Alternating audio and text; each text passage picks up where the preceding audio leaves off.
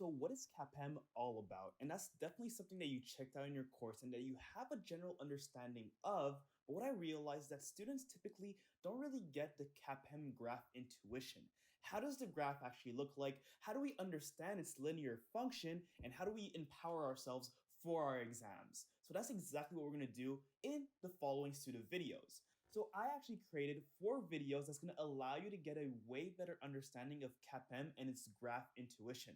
We're going to be looking at concepts like the intercept, the slope, what is fairly valued, undervalued, and overvalued, and as well as how does CAPM relate to the new efficient frontier. And in this video, we're going to be looking at the intercept. We're going to try to get a really good understanding of what the intercept actually is in relation to our different lines, which could be the capital market line, CML, or the security market line, SML. So let's jump straight into it. So as you can see on the screen right now, we're dealing with something that is CAPM graph intuition, and we want to be able to understand, well, how do we make sense of this related to the intercept? What is this intercept all about? How do I make sense of it? And how do I answer questions like the following? Like, for example, the greater the intercept of the security market line, the higher the risk-free rate of return.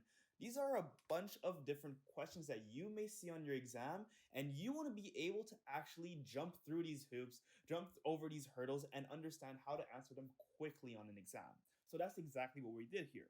So the first thing that I want you guys to be able to see is that I included 2 really good proofs of what the CML and the SML is all about. You're going to get a really good understanding of how they look, how they relate to a linear function. You know, the classic y equals mx plus b, which is exactly on your screen right here, okay?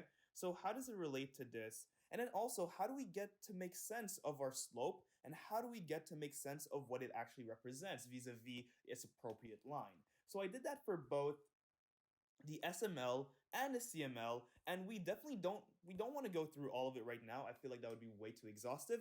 But what we're going to do is we're going to refer to our SML graph and our CML graph throughout, us answering these questions. So as you can see here, the first question is saying, okay, so as you can see here, A is asking you that the greater the intercept of the security market line, the higher the risk-free rate of return.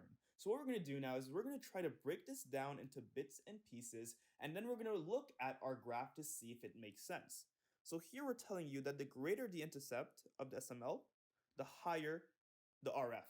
So what does that mean? So what we're going to do is we're going to go straight onto our SML, and we're going to see, well, what are the different things that are expressed on it. So as you can see, we have our security market line, we have our beta on the horizontal axis, and we have our expected return on our vertical axis. So we just want to kind of have that in the back of our minds, and we see clearly right here that there's something that's intercepting, that's crossing through our vertical axis, our axis of our expected return. So that's super duper relevant. And as you can see, it seems to be RF, the risk-free rate. And the idea of why RF is actually the intercept of our vertical axis, the intercept of our SML line, is because, well, if you can see right here, we know that the risk-free asset does not contribute to market variance. And we know that the risk-free asset in this case has a beta of 0. Therefore, if it has a beta of 0, it has to be on our vertical axis, right? Because whatever is hitting our vertical axis will be set at a x or a horizontal axis, or in this case, a beta of 0. So that's the best way to look at it. We know that our risk-free rate does not contribute to market variance, and that's what beta is all about. So if it does not contribute to market variance at all, therefore it has to have a beta of 0.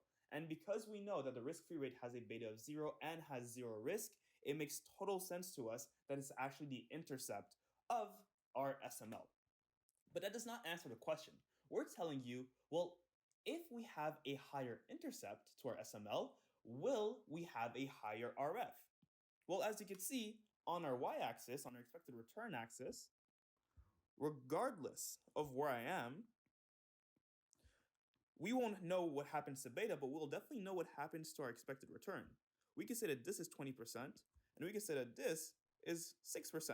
Therefore, as I go up my vertical axis, as I have more expected returns. Therefore, in this case, we put a arbitrary place. We put an arbitrary position for our RF, but as much as our RF could have been there, our RF at any given other point could have also been here. All right? So essentially what we're saying is that if this is 6%, and now we have an intercept at 8%, well, the higher we go, all right, the higher we go, the higher our risk-free rate will be. So that's exactly what we're saying here. And it's pretty evident. We could look at this through a bunch of different ways. But so what I'm trying to say here is that depending on where our line intersects the vertical axis, we will be able to find our risk-free rate. And the higher the point of intersection, the higher our risk-free rate. So in this case, if we go back to our question, it becomes very obvious to us that the greater the intercept of the SML, the higher the risk-free rate. Okay? Super duper relevant. Now let's look at B. At B, we say that the greater the intercept of the capital market line, okay, so a different line, the higher the beta of the stock. All right, the higher the beta of the stock. Now this is super interesting. What we're going to do is we're going to go back to our CML and we're going to try to get a better sense of what's going on. First and foremost, when we're dealing with our CML, it becomes painfully obvious that we have our risk as our horizontal axis, as our x basis, and we have our expected return as our vertical axis, as our y basis. So already there, we know that there's a clear difference between our CML and our SML, because our SML looks at beta in comparison to our expected return, whereas our CML looks at risk vis-a-vis our expected return. So that's a key distinction. And that distinction will make it painfully obvious to us that if we're dealing with the CML, there's no way in hell that we actually have beta, because our CML only deals with risk to expected return. So already, based on that, we know that B cannot be correct, okay? So in this case, in our classic game of true or false, this would be false, and this would be true, okay? Now, the third prompt, C, is saying that the intercept of the security market line is the risk-free rate. Now, once again, if we go back, okay, if we go back to our SML, we know that whatever cuts our vertical axis, we know that whatever cuts our vertical axis will be our intercept.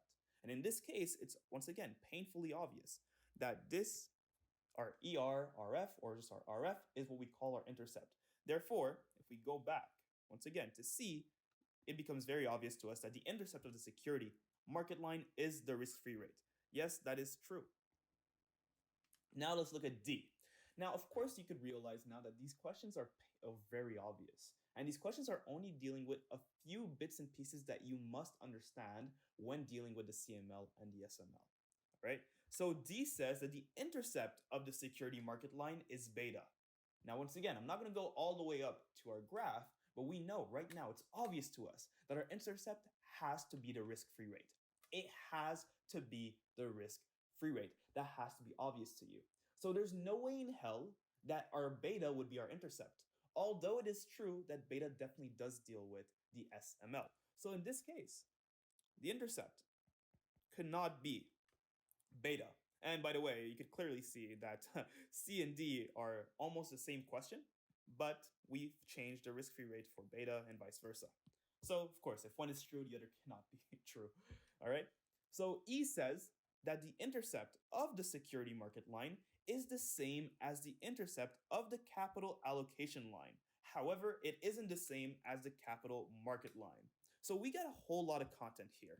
And to be completely fair with you, that's just me trying to be annoying. I'm just trying to send you guys a little bit of, some tricks, trying to put you in a right place of mind. So here, what we're saying is that we're telling you that the intercept of the SML is the same as the intercept of the CAL, okay?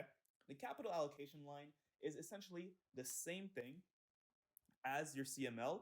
However, the CML typically is one specific scenario of our capital allocation lines. So that's the only distinction. But when we're looking at our capital allocation line, we're still looking at a graph in which it's risk over expected return.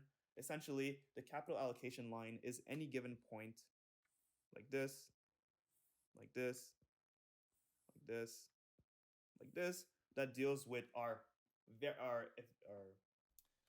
efficient frontier, and especially the CML line is just one specific point of our capital allocation line, the point at which it hits the tangent of our new efficient frontier or our efficient frontier. So that's just something to keep in mind.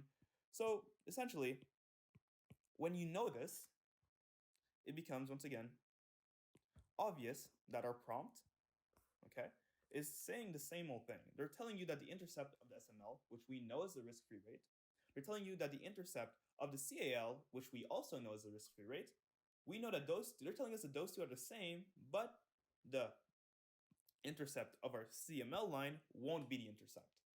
So this is just a really getaway and a really confusing way to tell you, hey, we're telling you that only the SML and the CAL has an intercept that is a risk-free rate, and we believe that the capital market line does not have an intercept that's a risk-free rate.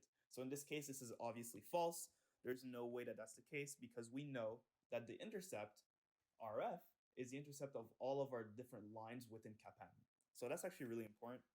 So RF, cool, intercept of all lines under CAPM.